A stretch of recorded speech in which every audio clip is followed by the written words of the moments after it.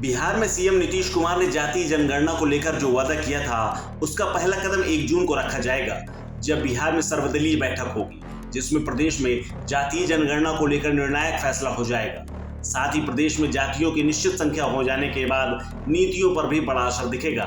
बिहार के सीएम नीतीश कुमार के फैसले के बाद बिहार में सियासत तेज हो गई है। बिहार के मुख्यमंत्री नीतीश कुमार ने केंद्र के इंकार के बाद जातीय जनगणना खुद कराने का इरादा किया है। 1 जून को सर्वदलीय बैठक में विचार विमर्श के बाद बिहार में जातीय जनगणना कराने के लिए मंत्रिमंडल की मंजूरी मिल जाएगी। माना जा रहा है कि जातीय जनगणना के दांव से नीतीश कुमार एक बार फिर से एक तीर से कई निशाने साधेंगे।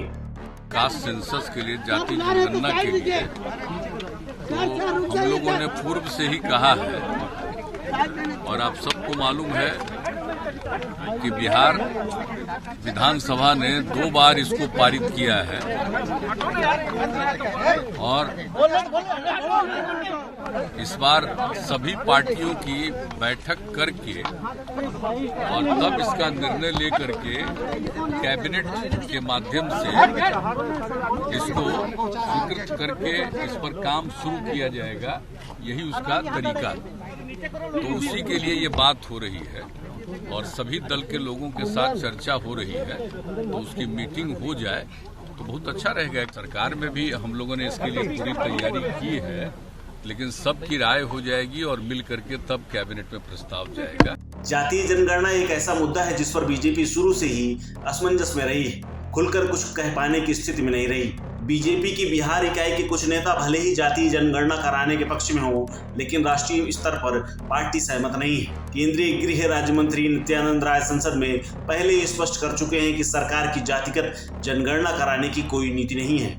बीजेपी की केंद्र सरकार इस पर अपना स्टैंड साफ कर चुकी है। वहीं नीतीश कुमार बिहार में तेजस्वी यादव के सुर में सुर मिलाते हुए जातीय जनगणना कराने की दिशा में कदम उठाने जा रहे हैं। ऐसे में आखिर नीतीश कुमार जातीय जनगणना को लेकर फ्रंट फुट पर क्यों खेल रहे हैं, ये समझना बेहद जरूरी है। जातीय जनगणना का राजनीतिक असर। देश में 1990 के दशक में मंडल कमीशन लागू होने के बाद क्षेत्रीय पार्टियों का उदय हो। लालू यादव के आरजेडी से लेकर नीतीश कुमार की जेडीयू तक शामिल है। आरजेडी नेता तेजस्वी यादव जातिगत जनगणना की मांग को लेकर मोर्चा खोले हैं। दोनों दलों का सियासी आधार ओबीसी वोट बैंक पर टिका है। नीतीश कुमार जातीय जनगणना पर सारा राजनीतिक लाभ तेजस्वी यादव को नहीं उठाना देना चाहते। इसी को लेकर राज्य स्तर पर जातीय जनगणना कराने का बड़ा सियासी दांव चला है। नीतीश कुमार को पता है कि इस मुद्दे पर बीजेपी अगर अपना कदम खींचती है तो उन्हें तेजस्वी का साथ मिल जाएगा। राजनीति के जानकारों की माने तो बीजेपी के समर्थन से बिहार सीएम बनने के बावजूद नीतीश कुमार का जातीय जनगणना के मुद्दे पर मुखर रहने का मकसद बीजेपी की ओबीसी राजनीति को काउंटर करने का प्लान है। नीतीश ओबीसी राजनीति को नजरअंदाज नहीं कर सकते, क्योंकि इस वक्त वह अपने उभार पर है। बीजेपी भी इस बात को समझती है। पीएम नरेंद्र मोदी के नेतृत्व में बीजेपी के सफल चुनावी अभियानों में देखा है, ओबीसी में प्रभुत्व रखने वाली जातियों के बदले जिनका प्रभुत्व नहीं रहा है, उन्हें तवज्जो देना बीजेपी की अहम रणनीति रही है। बिहार में पार्टी ने जिन 2 नेताओं को उप मुख्यमंत्री बना रखा है, वो भी ओबीसी जाति के हैं। ऐसे में नीतीश कुमार की कोशिश जातिगत जनगणना कराकर बीजेपी के समीकरण को तोड़ने और ओबीसी जातियों को एक बड़ा सियासी संदेश देने की है। बिहार की राजनीति लंबे समय से ओबीसी जातियों की इर्द गिर्द घूमती रही है। बीजेपी से लेकर आरजेडी और जेडीयू बिहार में ओबीसी को केंद्र में रखकर अपनी सियासत कर रही है।